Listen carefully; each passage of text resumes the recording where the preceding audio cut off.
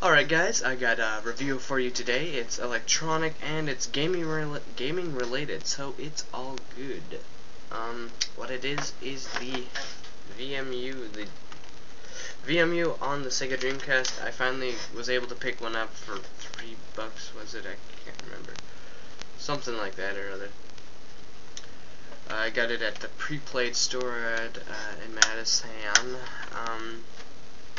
They usually have good deals on that and stuff, and they usually have everything. And so here is the VMU. It's the memory card for the Sega Dreamcast, and what it was also the little display thing and a little handheld gaming device on its own, and then plus the display screen on your controller, which is pretty cool. So I'm gonna set up the camera and we'll get a little review thingy. Alright, so here we have the controller with the VMU inside it, as you can see here by the screen. From the bottom to the top of the controller, you can see the two slots. There's two in every controller, so you can have up to eight memory cards plugged into the system at a time, which is pretty cool. And only one of the VMUs will get the little slot in the screen, the other one will just be sitting back there all alone. It can't display. It can't give you some awesome information. Well, I know you can get some VMUs without the screen that have larger memory, but let's take a look at the VMU itself. Here it is. It's pretty small. Let's get a thingy we can compare it to, like... Alright. Here we have the iPod Touch, 2nd generation, and how I stuck it with stickers on it. No one would buy it if it looked like this, with Windows XP and an Intel Celeron or Intel Core 2. Who wants that? Especially with this on it. But I was just taking stickers off at school. Anyways, here we have this, and here we are comparing it to the iPod Touch.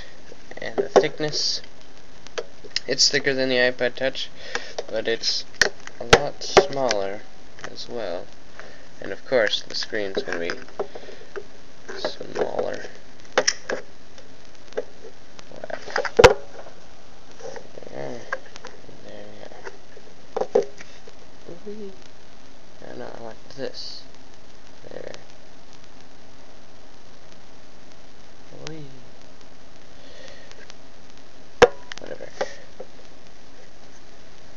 Anywho, here is the device. As you can see, it's pretty small, but it's, well, we got some width to it. But anyways, let's take a look at the system. On the front, you'll see is the screen right here. It's just a LCD liquid crystal display with the little pixels, not color or anything. Most of you guys would know that.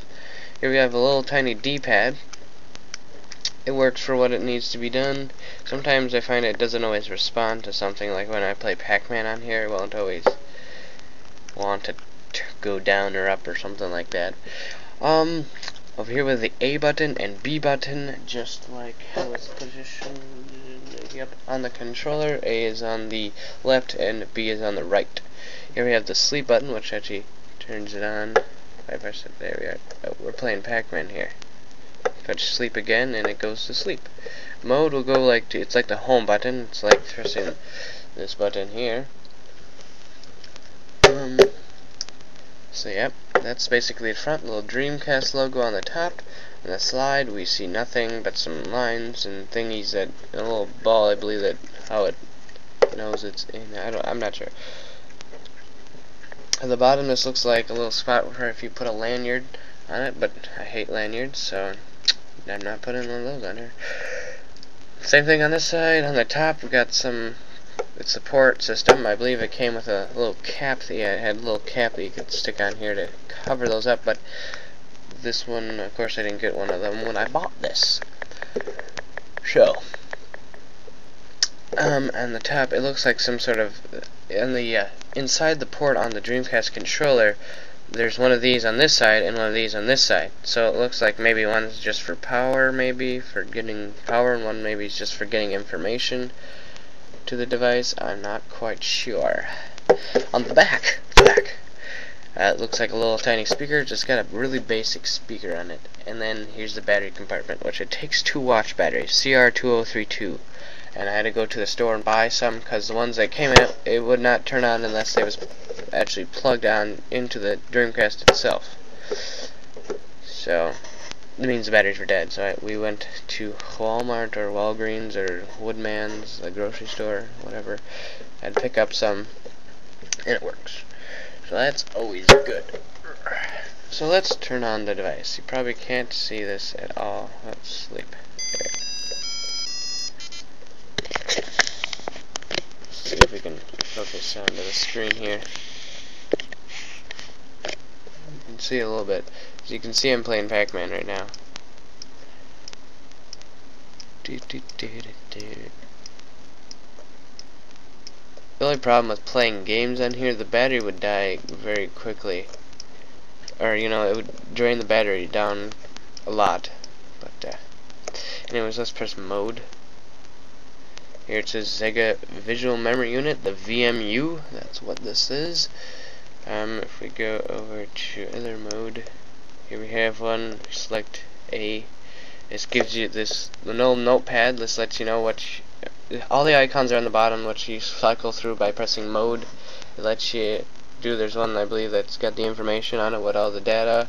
And there's game. Then there's clock, and then the last one, it's got like a little, like how your hard drive flashes when it's writing memory on it. Same thing with the PS3, or like it's like a little zip drive, how the light on it will like flash. Some will just flash, beep, beep, like that, but then, like mine will like flicker, you know, kind of like how it does on the hard drive light on your computer.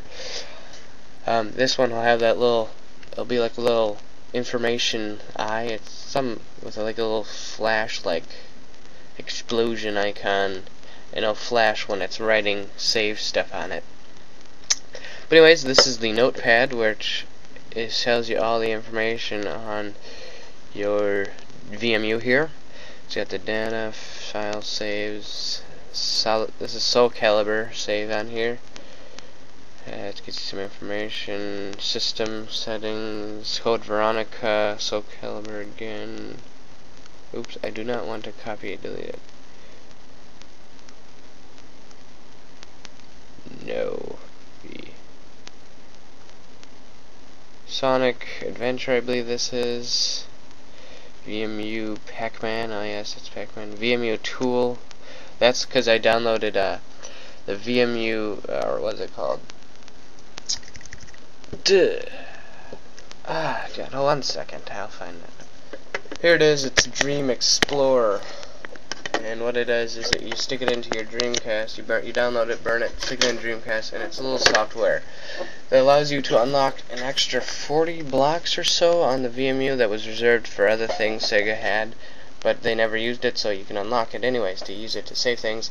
It also has things where, you know, when you have it plugged into your Dreamcast and it's got the little picture of the VMU, you can also change that. I changed mine to a little happy face. And you can also do, oh yeah, you can stick a bunch of games on it that come with it. But anyways, that's that. We go to mode again. Oops. Here you just got the little game icon down there. You press A to launch that, and there you can see you got Pac-Man on there. We'll go back to mode though. We'll go over to clock. And it's a fully functional clock and whatnot. It's got a little doggy running across the screen. It says 11:29, which my computer says 11:30, so it's right. And it only goes by Army time or whatever time, 24-hour clock. Some people call it Army time. It's also 24-hour. Oh, Mom, she left my Sharpie open. Ah, Jesus. Anyways, so that's basically that for that. We'll go back to sleep.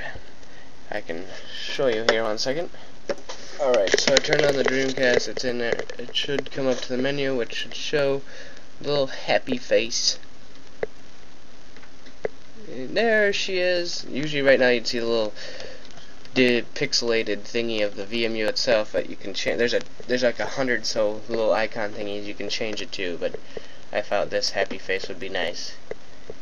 So yep, there she is, there she blows, and that's the VMU, one of the awesomest memory cards ever, except for its memory capacity. It has a small amount of memory, which sucks. You're gonna need like a bunch of VMUs, but they're really cool memory cards.